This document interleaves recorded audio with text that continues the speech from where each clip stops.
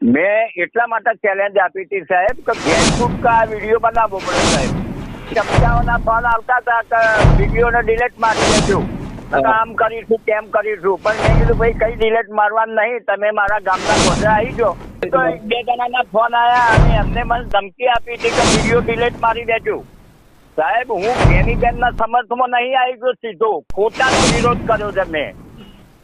હા, અરવિંદ ભુવાજી નાખી દેવાનું. અને આ ચેલેન્જ ફક્ત અરવિંદ ભુવાજી માટે છે, બીજા કોઈ ભુવાજી આમાં લાગતું વળગતું નહીં. હું માજી સરપંચ અમરાજી રવાજી ઠાકોર, મહેરવાડા, તાલુકો ઊંઝા, જિલ્લો મહેસાણા. બનાસકાંઠા જિલ્લાના સાંસદ ગેનીબેન ઠાકોરના જે દશામાના વ્રત તેમજ ભુવાના નિવેદનને લઈ ક્યાંક અરવિંદ ભુવાજીએ ગેનીબેન ઠાકોરને વળતો જવાબ પણ આવ્યો નામ લીધા વગર. અરવિંદ ભુવાજીએ કહ્યું કે જો હવે બીજી વાર બોલીશ તો જાહેરમાં બોલીશ, નામ લઈને બોલીશ. એટલે ગેનીબેન ઠાકોરને વળતો જવાબ પણ આપ્યો હતો.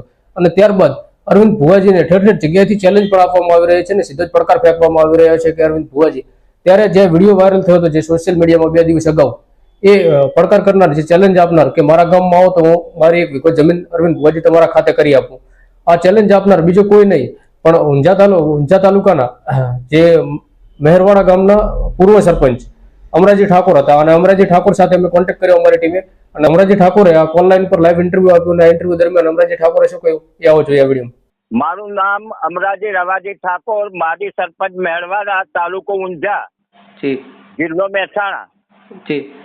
હવે આપણે આજે ચેલેન્જ આપી હતી અરવિંદ ભુવાજીને, કઈ બાબતે આપી હતી ને જ્ઞાનીબેનને સમર્થન કરી રહ્યા છો?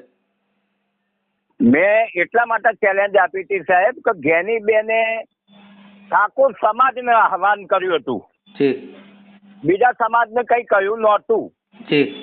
અને તેમ છતાં એ અરવિંદ ભુવાજી મરચા લાગી ગયા. એટલે અરવિંદ ભુવાજીએ આડી તેડી વાત કરી કે હું હવે નામ દઈને બોલીશ ને, એટલે પછી મેં મારા ના છૂટકા આ વિડીયો બનાવવો પડ્યો સાહેબ. વિડીયો બનાવ્યા બાદ કોઈ ભુવાજીનો ફોન કે કોઈ આવ્યો મેસેજ તમારામાં?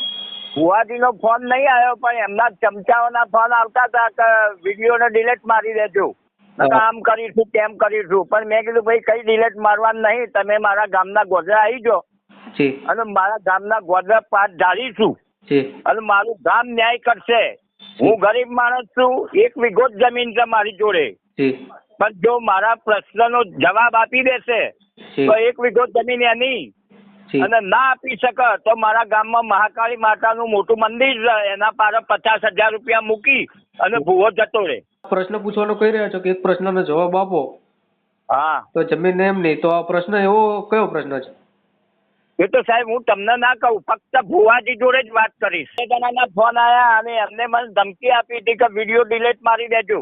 કોઈ રેકોર્ડિંગ નહીં સાહેબ, કારણ કે મારા જોડે કાલે 200-400 ફોન આવ્યા હતા, એટલે મેં કોઈનું રેકોર્ડિંગ જ નહીં કર્યું. સાહેબ હું ગેનીબેનના સમર્થમાં નહીં આવી ગયો, સીધો ખોટાનો વિરોધ કર્યો છે મેં. કે આ પાખંડ નો અંધવિશ્વાસ ચાલે છે ને અમારા ઠાકોરામાં ફેલાવવામાં આવી રહ્યો છે, એનો વિરોધ કર્યો છે મેં. કોઈને સમર્થન નહીં આપ્યું. અરવિંદ ભુવાજીને જે મેં વિડીયોમાં કહ્યું એ જ કહેવા માંગુ છું કે તમે આવી જાઓ મહેરવાડા, મારા ગામના ગોધરા પાઠ ઢાળીશું સાંજના 5 વાગે, રાતના અંધારામાં નહીં ઢૂંઢવાનું. અને મારું ગામ અને આજુબાજુના હજારો લોકો આવવા તૈયાર છે, એ બધા ભેગા થશે. એમના રૂબરૂ હું તમને એક પ્રશ્ન પૂછીશ અને એનો જવાબ આપી દેશો તો મારી 1 વીઘો જમીનના દસ્તાવેજ હું તમને કરી આપીશ. એ જ કહેવાનું, બીજું કઈ નહીં. 1 વીઘો જમીનના દસ્તાવેજ એમના નામે?